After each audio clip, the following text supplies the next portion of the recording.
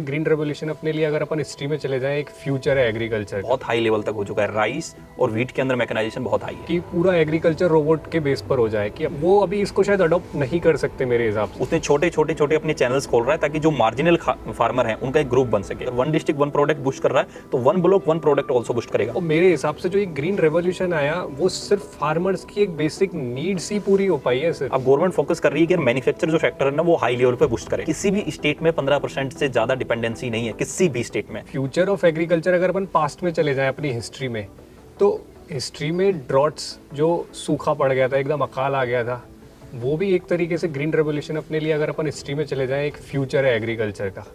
वो एक रिवॉल्यूशन आया उस टाइम पर। तो मैं सोच रहा हूँ कुछ शायद ऐसा एक रिवॉल्यूशन आ सकता है अभी एग्रीकल्चर के अंदर कि जैसे ग्रीन रिवॉल्यूशन आया, हाई यील्डिंग वैरायटीज़ आ गई, हम पॉपुलेशन को फीड ही नहीं कर पा रहे थे उतने ग्रेन्स, उतने राइस वगैरह, और अचानक एक ऐसे पॉइंट पे अपन ने कन्वर्ट कर दिया पूरा इंडिया को। तो शायद मेरे हिसाब से ऐसा कुछ अभी आना बाकी है एग्रीकल्चर में। तुम्हें क्या लगता है नरेश इस मामले में? यार डेफिनेटली कुछ ना कुछ तो आएगा ही मतलब ऐसा कुछ लग रहा है तो। लेकिन मैं अपना अगर पॉइंट बोलूँ तो अगर पास्ट में जैसे तुमने एक बात बताया कि अगर सूखा पड़ा, फिर उसके बाद सिचुएशन बदली, फिर ग्रीन रेवोल्यूशन आया, फिर उसके बाद में 92 के अंदर और थोड़ा सा चेंजमेंट आया इकोनॉमी के अंदर, किस तरीके से एग्रीकल्चर को देखा, फिर एग्रीकल्चर को थोड़ा इग्नोर मार दिया गया, सर्विस सेक्टर को ज़्यादा फोकस कर दिया गया, तो वो धीरे धीरे डिक्लाइन करता चला गया। बिल्कुल। फिर अब जाके जो नीड पैदा हो रही है जो इंडियन एग्रीकल्चर सिस्टम को, वो एक है सबसे बड़ा digitalization, this is the much more important, and दूसरा ऑटोमेशन।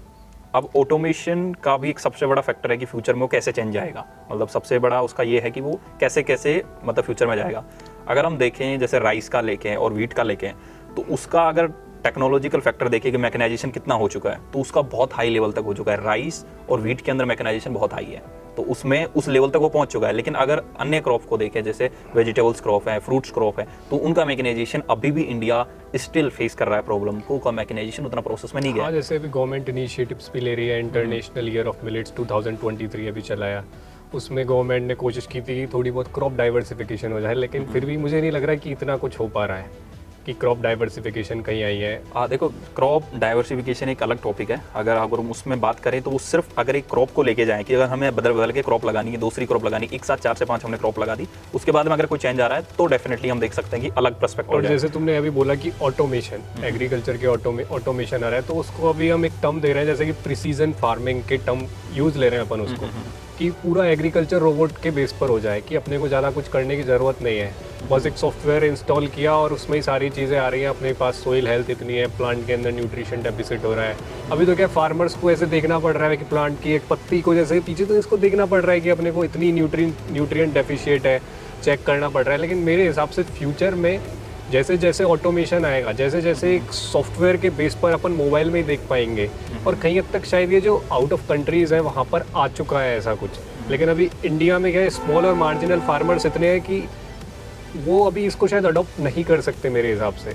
आई थिंक ये कहना बहुत ज़्यादा गलत होगा, मतलब क्योंकि अडॉप्ट नहीं कर सकते, अडॉप्ट नहीं कर रहे हैं, ये कहना बहुत ज़्यादा गलत होगा। क्योंकि अभी बिफोर टुडे बैक मैंने देखा था एक बंदा है जो हर रीजन के हिसाब से, जैसे स्टेट वाइड है, डिस्ट्रिक्ट वाइज है, उसने छोटे छोटे छोटे अपने चैनल्स खोल रहा है ताकि जो मार्जिनल फार्मर हैं उनका एक ग्रुप बन सके। मैं ये नहीं कह सकता, अगर कुछ रिसर्च देखें या कुछ आर्टिकल्स, बहुत सारे ऐसे आर्टिकल्स हैं जिसमें ग्रुप ऑफ फार्मर बन चुके हैं बहुत लेवल तक, ठीक है। जैसे एफपीओ हुआ तो एफपीओ ने स्टार्ट कर दिया, अब एफपीओ अगर डेप्थ लेवल पे काम कर रहा है तो इट्स बेनिफिशियल फॉर अस।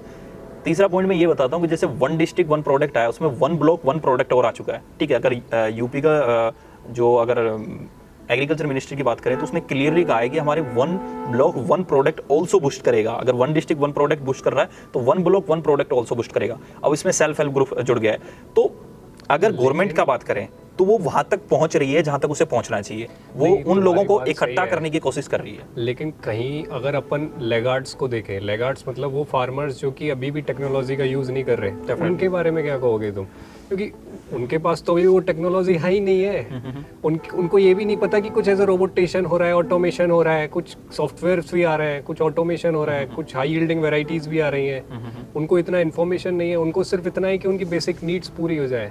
और मेरे हिसाब से जो ये ग्रीन रेवोल्यूशन आया वो सिर्फ फार्मर्स की एक बेसिक नीड्स ही पूरी हो पाई है सिर्फ। ऊपर अभी तक फार्मर बढ़ा ही नहीं है। क्योंकि अभी भी फार्मर वही है, स्मॉल और मार्जिनल में ही अटके हुए हैं। ठीक है, तुम जो स्टार्टअप्स बता रहे हो, एक ग्रुप हो रहे हैं, फार्मर्स को लेके आ रहे हैं, ज्वाइन कर रहे हैं, लेकिन कहीं हद तक अभी सिर्फ मेरे हिसाब से फार्मर्स की एक मैस्लो हायरार्की नीड होती है, तो उसमें से बेसिक नीड ही पूरी हुई है।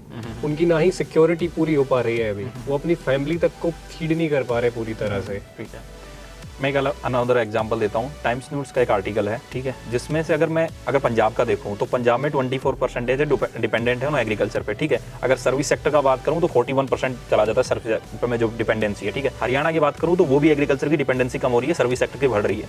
प्रॉब्लम क्या है, गवर्नमेंट फोकस कर रही है जब मेक इन इंडिया स्कीम्स के, ठीक है, अगर 2004 के अंदर स्कीम शुरू होती है। अब गवर्नमेंट फोकस कर रही है कि मैन्युफैक्चर जो सेक्टर है ना वो हाई लेवल पे बूस्ट करे।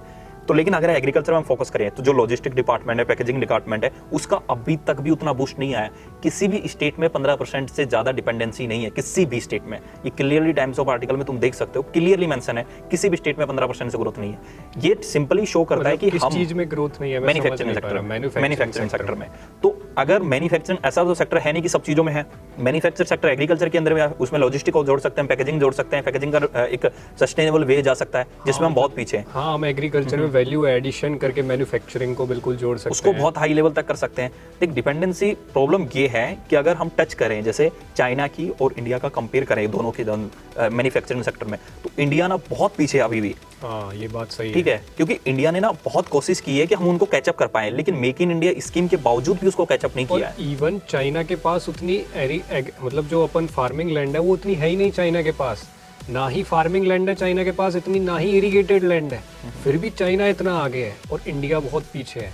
और जो चाइना का प्रोडक्शन है वो डबल या ट्रिपल है इंडिया से, जितना अगर इंडिया को अपन कंपैरिजन करें, इसलिए वो अभी भी टॉप लेवल पर बैठा हुआ है।